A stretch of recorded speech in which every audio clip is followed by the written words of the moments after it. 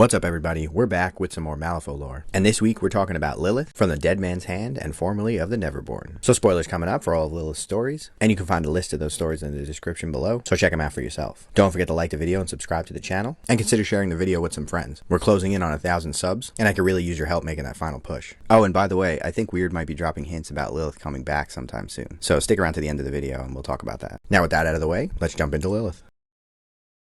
When the people of Malifaux think of Neverborn, they're most likely thinking of Lilith and her brood. Lilith was the first Neverborn to give her name to the humans, and revealed to them that these creatures, previously thought of as only monsters, actually had some level of intelligence. This struck fear into the humans, because it showed that their campaigns of terror might actually have a purpose. Lilith has become so well known that she frequently trades places with Seamus as the guild's most wanted. For now, her raids seem to be aimed at maximizing casualties and causing as much harm to the humans as possible. As a result, she has become Malifaux's boogeyman, a story told by parents to scare their children into behaving. Lilith senses an unnatural storm and suspects that December might have something to do with it. She heads to the location and sends one of her Nephilim to attack a woman she finds there, but a giant ice golem gets in the way and deflects its attack. With the woman distracted, Lilith approaches a man she seems to be escorting and stabs him in the chest. Rasputina yells out to her and then attacks her with frozen wind, sending Lilith flying away. The Ice Witch demands to know why she killed the man, and Lilith responds that it was just to make her suffer. She goes invisible and continues taunting the witch, trying to figure out if she has some connection to December. Rasputina responds by talking directly to December, confirming Lilith's suspicion that they are in league with each other, and she reappears and attacks the woman again. Suddenly the ice golem reemerges and blocks one of Lilith's attacks, so she follows up by cutting off its hand and then destroying the creature. At the same time, the Nephilim attacks Rasputina, but she is able to subdue it. The two women square off with each other, and suddenly hear a voice calling out that Rasputina is under arrest. As the guild approaches, one of their members throws a stick of dynamite near the women, and they both look at it and then look at each other, and simultaneously decide that it's not worth it, as they turn to run away, and the bomb goes off. Lilith tracks Rasputina as she makes her way to the bayou, and has one of her Nephilim attack the wagon that she is traveling in. Rasputina barely makes it out. Lilith stays out of sight but taunts the woman as she tries to get away from the Nephilim, but as it closes on her, she picks up a shard of wood and stabs it in the eye. The wind starts to pick up as Rasputina summons her power, but Lilith tells her that the winter will not be able to save her this time. Rasputina responds that it should be December that she's after, and Lilith shoots back that Rasputina and December are one and the same, and that she will kill her in order to foil December's plan. She tells Rasputina to use her last breath to tell December that she has found a way to defeat him. Rasputina tries to flee to buy herself time to build the storm and be able to face Lilith, but she is not quick enough as Lilith appears and strikes her with the pommel of her sword, knocking her out. As the events at Kythera transpire, Pandora, Lilith, and Zoraida watch from inside of Zoraida's hut. Pandora asks what they can do if the humans are able to create machines like Ramos's Leviathan. Lilith responds that if they can make tools of the humans, then the humans' tools become theirs as well. Zoraida agrees and praises the other women for their roles in orchestrating the events that took place, including Pandora proving that the Masamune is as powerful as they suspected, and Lilith for ensuring that Rasputina met Ramos. She says that everything went according to plan, with the exception of one thing. She turns her looking glass on Seamus and Molly, who is holding the Gorgon's tear, and explains that the Gorgon went unnoticed by her, and she may have succeeded in her plan if it weren't for Ramos's Leviathan. Lilith turns the looking glass on the Victorias, and mentions that the woman will soon find out that she's being manipulated. Zoraida tells her that they need to wait, as patience is what won them the day. They managed to stop December, and close the portal at Kythera, and now they need to take their time, and watch what the humans will do next.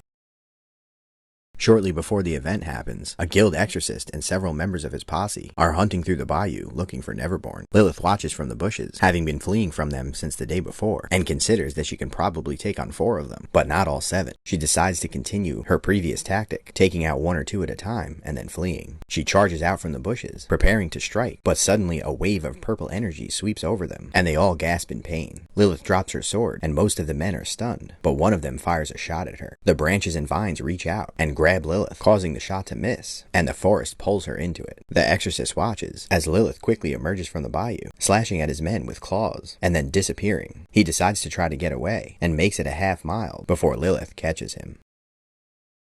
Lilith walks through the bayou on her way to Zoraida's hut while thinking about current events, and she suddenly realizes that she's fallen victim to Zoraida's deception and wandered past the hut. She doubles back to find the swamp hag sitting outside her hut, and the woman cackles and then asks her if she got lost. Lilith sees a crow sitting behind Zoraida and instantly swaps places with it and replies, "Not at all." This startles Zoraida, but then she laughs again. Lilith mentions that the cold seems to have come early this year, and she asks Zoraida if the creatures of the bayou will survive. Zoraida responds that the gremlins will have the hardest time, and Lilith comments that that's a shame, as the humans will barely notice as they are huddled inside of Malifaux City. She asks the witch if the humans will even know about December. Zoraida considers that while she doesn't have to worry about humans stumbling upon her hut, December and the other tyrants are different, and they pose a real threat. As she thinks, Lilith adds that a dead rider has emerged from the necropolis. Zoraida tells her that that's not the first rider to emerge, as a hooded rider came to her before the event. Lilith is surprised, as it was foretold that the hooded rider would come to the Neverborn, and Zoraida adds that she is not Neverborn. Lilith tells her that she might as well be, as she is in spirit, if not in blood. Zoraida explains that she doesn't know why the hooded rider has come, as she couldn't understand what it said to her, but that she knows it was let out of the necropolis at the same time that Plague was set free. And she scolds Lilith, saying that they didn't secure the necropolis well enough. Lilith gets defensive, telling her that she agreed it was secured well enough, using the same magic that protects Zoraida's hut. Zoraida responds that no human could have walked to the necropolis, even by accident, but that Hamlin had fallen in. She adds that man did not bring this about, but fate did. Lilith tells her that man meddles with fate haphazardly, and asks Zoraida if she thinks it was a mistake for the witch to have reopened the breach. Zoraida says that it's unclear, but that if the humans can learn to trust their instincts, they might be able to change all of this. Lilith adds that they also might bring about the end. She points out that December and Plague were able to rise because of the humans, and that the Resurrectionists almost brought back the grave spirit. Zoraida dismisses this, explaining that Plague didn't know what he was doing, and underestimated the other tyrants' abilities to keep him from ascending, and that the Resurrectionists don't understand the power that they have at their fingertips. Lilith counters that Plague may have been stopped, but the other tyrants still meddle with the humans, and that the red cage has opened and let out its captive. Zoraida adds that it may have already chosen a host, and Lilith is surprised when Zoraida doesn't know who that might be.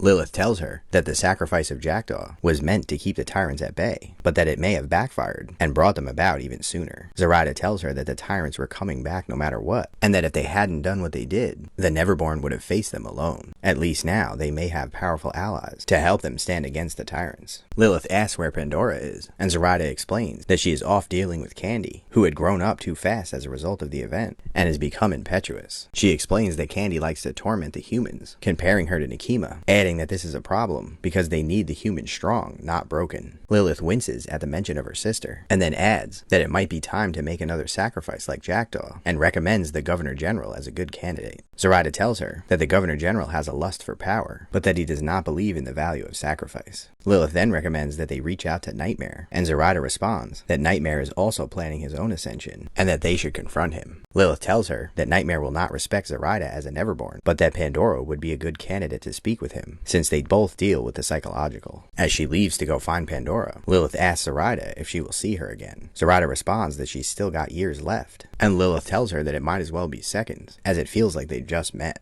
Candy is tormenting a human in an alley as Pandora approaches her. She scolds the younger woman and tells her to put the human out of his misery, but Candy replies that she's not even doing anything. Pandora grabs some scissors out of Candy's basket and stabs the man in the neck, as Candy complains that the humans are beneath them and they should be able to do whatever they want with them. Pandora replies that the others have a plan and that they need to follow the plan and can't just torture the humans. Candy tells her that she hates the humans and that if the others have a plan, they should be the ones in the city risking their lives to do it.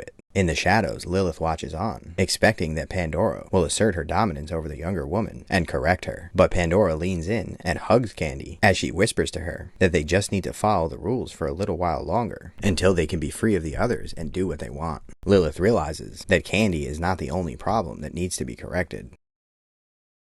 Lilith's emotions are unpredictable, and she can go from a stoic and cunning leader to being filled with malice and hatred in a few seconds. When the first breach opened, she looked on with curiosity, wondering what the humans would do. What she learned from her observations told her that the humans were a problem that needed to be removed. Lilith is worried that the Nephilim might fracture into factions, like they had been before she and her sisters united them together. But for now, she is content to resist the humans' expansion, slowing them down without actually eradicating them. For Lilith, time is not a limitation, but a resource, and she is prepared to spend centuries waiting for her plans to unfold.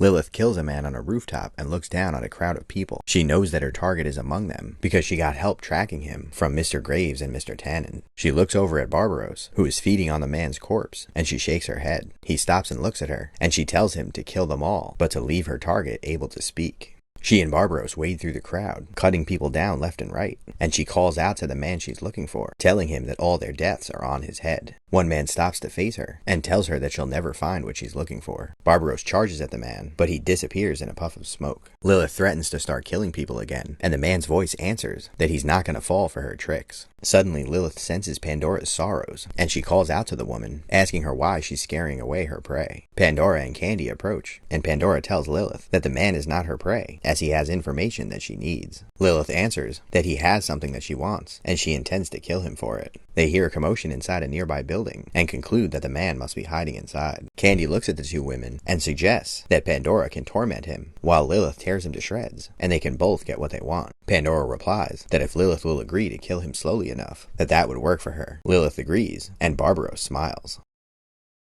Lilith is summoned to Zoraida's hut and is confused when the woman is not outside to greet her. She walks in the door and finds a human man standing over Zoraida. The man looks at Lilith, nods, and then turns away. Lilith is enraged, as she is a terror to the humans, and most of the time when they see her, they flee in panic. She draws her sword and skewers the man, who then says, "It's me." Lilith is confused, but Zoraida stands up, removing an object from the man's pocket, and then she tells Lilith that if she was that hasty when they first met, they would have a real problem. Lilith replies that she used to be more forgiving, and then asks Zoraida why she was called. Soon after, Pandora walks in, and Zoraida begins to explain that they have urgent business to take care of, as she knows about a new breach that is about to open in Malifaux. Pandora and Lilith don't seem concerned, as new breaches pop up all the time, but Zoraida explains that this breach will connect 2 points within Malifaux itself, and one side will open within the Guild Enclave. If they were to get control over this breach, it would allow them to move more rapidly around the world and increase their power. Zoraida explains that she has sent a magical focus into the Guild Enclave that will allow her and her companions to project themselves into the bodies of any people near the focus. Pandora and Lilith agree, and as Zoraida casts her spell, Lilith finds herself standing in front of several guild members. She is about to attack when she realizes what happened, and that she's occupying the body of a guild member herself, and instead grabs a nearby person and asks if they are Zoraida. The person looks at them confused and apologetically says no. Lilith turns to see a wall behind her and realizes that Pandora and Zoraida must be on the other side. She grabs another guild personnel and demands to know what's on the other side of the wall. When the person answers, she threatens them and demands that they show her the way. When she makes her way in the room, she finds Zoraida and Pandora, both in the form of guild employees. Zoraida tells them to act natural and walks out of the room. Lilith grows bored waiting and watches as Pandora torments some of the humans nearby. When Zoraida returns, she ushers them into the corner near a boiler and tampers with the machine, causing it to explode. They all find themselves back in their bodies in the bayou, and Lilith yells at Zoraida for not warning them that she was going to kill them. Zoraida brushes this off and tells them that they need new bodies because the ones they were in don't have access to the deeper parts of the enclave. But her focus is on its way to the deeper levels now. She casts the spell again and they find themselves in new bodies. In front of them is a man who looks human, but they all recognize him as a Neverborn in disguise. Zoraida speaks to him, and he seems afraid, until Lilith notices that he's carrying a sack full of Neverborn relics. Zoraida asks him if he's selling these relics to the guild, and the man cautiously says just 1 or 2. Lilith is enraged, recognizing several of the relics from their culture, as Zoraida tries to reason with them. The man defensively says that the guild pays well for native relics, and Lilith seethes at being called a native. The baton in her hand starts to turn into a sword, as her spirit starts to manifest itself, but Zoraida interrupts and tells her that now would not be a good time to summon her greatsword. She insists that Lilith will have another chance to confront this man, and that they need to get on with their business. Zoraida tells the other women to go cause a distraction while she continues her work. Later, Pandora and Lilith meet up in a secluded office full of the bodies of the guild members that Lilith has been killing. She points out to Pandora that something is wrong, as Zoraida could have asked anyone to come along and help her with this. She didn't need them in particular. Pandora agrees and suspects that Zoraida has been keeping something from them, but they are interrupted by Zoraida herself. She tells the women that her focus is headed to the basement, and then pulls out a pistol and shoots all 3 of them. Back in the hut, she tells the women that when they appear in the new bodies, they should each immediately draw their pistol and shoot any other guild personnel who do not do the same. They find themselves in a small hallway surrounded by guild guards, and the 3 of them easily dispatched the guards whose bodies they did not take. They open a nearby door and find a portal inside that leads to a garden outside of a home. Pandora and Lilith are hesitant, and they ask Zoraida to be honest with them, demanding to know where the portal leads. Zoraida responds that the correct question is when, not where. She explains that the portal leads to Earth, and that if she doesn't leave a soulstone in a particular place at a particular time, then the three of them will have never met, and their plot years earlier to stop the grave spirit from returning will have failed, causing calamity across all of Malifaux. Pandora and Lilith accept this explanation and go through the portal and watch as Zoraida produces a soulstone and sets it down on a patch of dirt outside of the house. She returns to them, but then appears to hesitate, reconsidering her decision, as Lilith urges her to return with them. Having second thoughts, Zoraida lashes out at the women and tries to run back to retrieve the soulstone, but Lilith causes vines to rise up and impede her path, as Pandora tries to influence her thoughts. Lilith manifests her sword and tries to attack Zoraida, but Zoraida uses her magic to influence Lilith's perception, and she accidentally attacks Pandora instead. Zoraida then transforms into a crow and flies towards the soulstone. At that moment, Pandora opens her box, causing Zoraida to hallucinate, as Lilith approaches her from behind and runs her through with her sword. The two women drag Zoraida back through the portal, as a girl walks out of the house and finds the soulstone. The three women find themselves back in Zoraida's hut, and Zoraida yells for them to get out. Pandora calmly explains that she now understands why Zoraida brought them with her, as they were her backup plan to force her to go through with it, in case Zoraida had second thoughts. After getting a visit from Lucius Matheson, who tells her that Titania, Queen of the Fae, has returned, Lilith takes a large contingent of Nephilim and heads to the Autumn Throne. She looks at Titania and tells her that she didn't know queens could be dressed in rags like beggars. Titania ignores her insolence and welcomes her to the court, asking the woman for her name. When Lilith declines to respond, Aislinn yells back at her and the two almost come to blows, before Titania yells out for them to stop, and everyone senses the power in her voice as it echoes around the court. Just then, Pandora approaches, expressing her pleasure that Titania does not want there to be any fighting. She introduces herself and Lilith, and apologizes for Lilith's bad attitude. Lilith tries to whisper privately to Pandora that if this woman is who she says she is, then she is very dangerous, so much so that her own people turned against her and imprisoned her. Titania, who overheard the whole conversation, responds that her people did in fact imprison her, but that they did not understand her true intentions. And she goes on to explain that because of their treachery, she was unable to completely defeat the Tyrants last time, but that with the combined power of the Neverborn, she expects to be able to this time. Lilith sarcastically remarks that she must expect them to bow to her, and Titania responds that she does not expect any fealty, merely an alliance between their two forces. Lilith refuses, explaining that Titania cannot be trusted given her past, and Titania turns to Pandora, who tells her that she likes her plan to defeat the Tyrants, and that she believes she is in fact the Queen of the Fae, but that she believes that Titania poses a more significant threat to her people than the Tyrants do. This takes Titania by surprise, and Lilith tells her she is done listening, and that Titania is not welcome here, and she turns to leave, bringing her followers with her.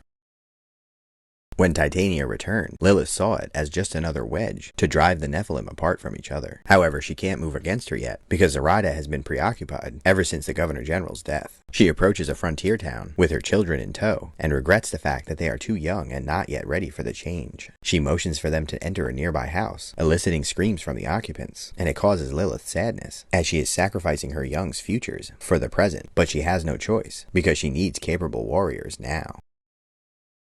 Lilith goes to the shore to try to recruit the Banished, a species of ancient fish-like creatures who live in the sea. They refuse her offer of peace, as their species are ancient enemies, and they try to attack her. Lilith fights them all off, taking some pleasure in the carnage, as she cuts each of the creatures down. Soon after, Zoraida appears, and chastises her for killing the creatures when she was supposed to be recruiting them. Lilith responds that if it was so important, then Zoraida should have come and spoken to them herself. Zoraida spills the blood of one of the creatures, and tries to read the stain's meaning, as she tells Lilith that Nekima and Titania are about to move against her. Lilith is not surprised, and Zoraida explains that they must have gotten wind of her attempts to recruit these creatures, and Nekima sought out help from Titania in response. The two women head back to Zoraida's hut and discuss how they expect Nekima to advance and what they can do to counter her approach. Zoraida points out that Pandora should be there soon, as they are interrupted by a knock on the door. Zoraida answers and finds a small boy, the Dreamer. He tells her that he heard they were going to fight Titania and that he wants in. Zoraida looks around confused, trying to find Pandora, and failing. The Dreamer pushes past her and enters the hut. Lilith says that she will not work with the Dreamer, as he is as likely to turn on them in the middle of the battle as he is to actually help them. Zoraida retrieves a puppet that is wearing a nightgown, and then asks the Dreamer why he looks like this and what he's up to.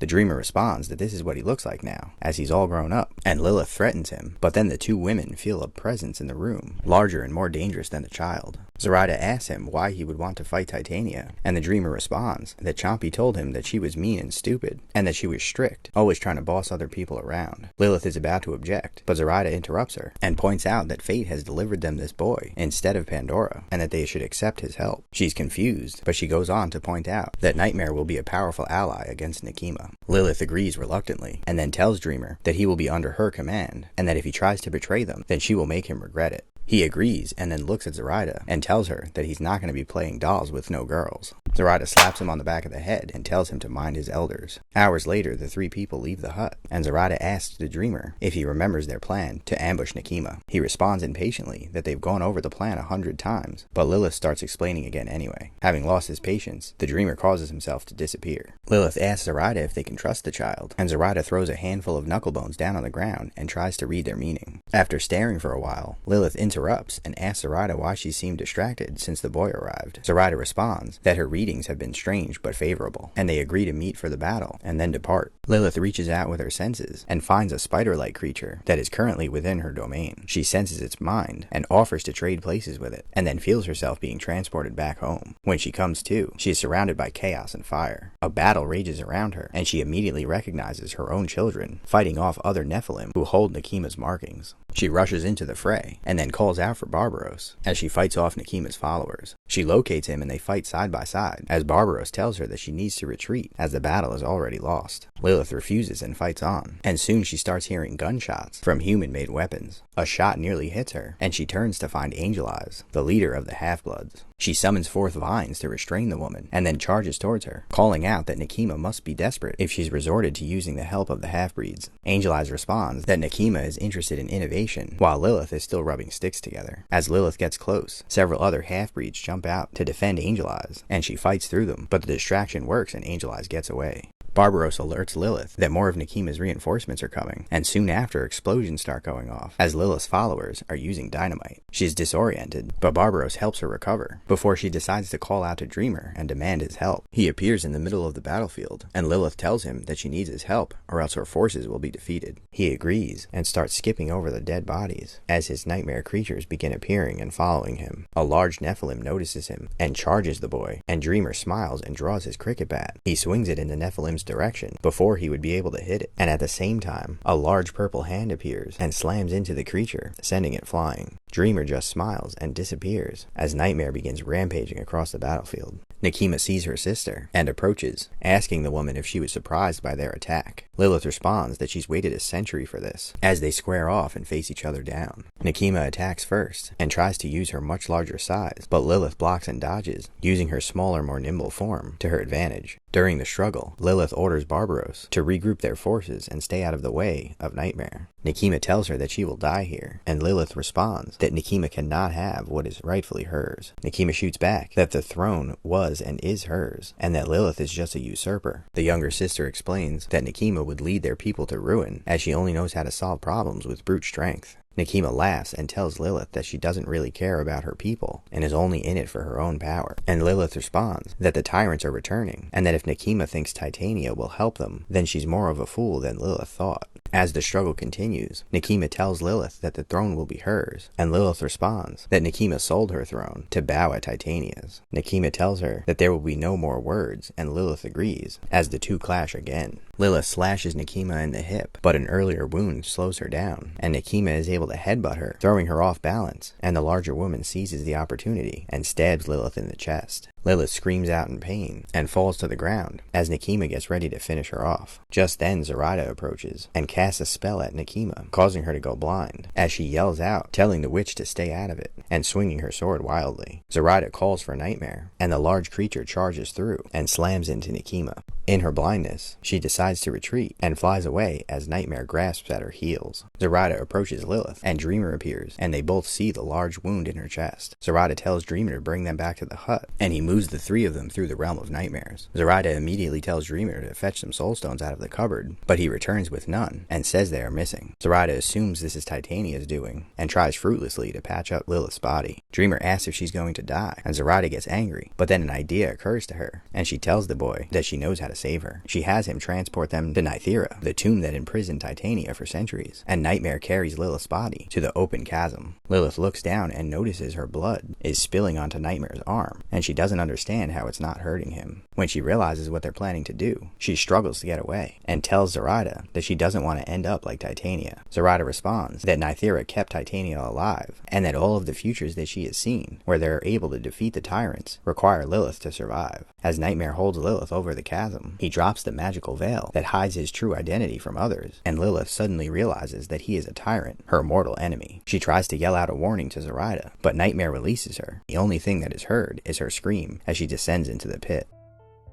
Well, that's it for Lilith. I gotta say, it takes a lot of balls to kill off a main character like this. And this is the point where I was gonna ask if you all think that Lilith will come back one day, or any of the other Dead Man's Hand characters. But this week, the new errata came out, and Mr. Barbaros was given a new keyword, returned. Now, as far as I can tell, having that keyword will have no function in the game, unless they plan on putting some things out in the future that will also have that keyword. Now, if Lilith was gonna come back, I can't think of a much better word to use for her keyword than returned. Or maybe Wyrd is just playing with our emotions. I guess we'll have to wait and see. But drop me a comment below and weigh in on what you think that means. And while you're down there, let me know who you would like to see me do a video on next. Don't forget to like this video and subscribe to the channel if you want to be one of the cool kids. And thanks for watching.